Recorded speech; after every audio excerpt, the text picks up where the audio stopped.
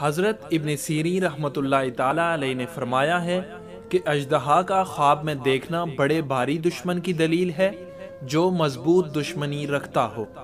اگر کوئی خواب میں دیکھے کہ وہ اژدہا رکھتا ہے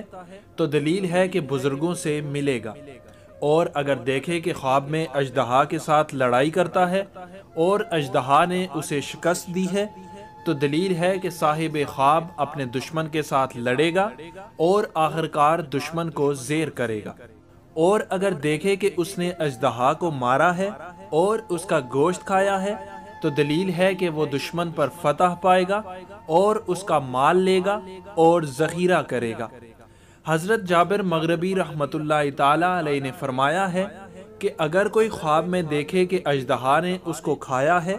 تو دلیل ہے کہ دشمن سے خوف کھائے گا اور دشمن اس کو ہلاک کرے گا۔ اور اگر خواب میں دیکھے کہ اژدہا کی پشت پر بیٹھا ہے اور اژدہا اس کا فرمانبردار ہے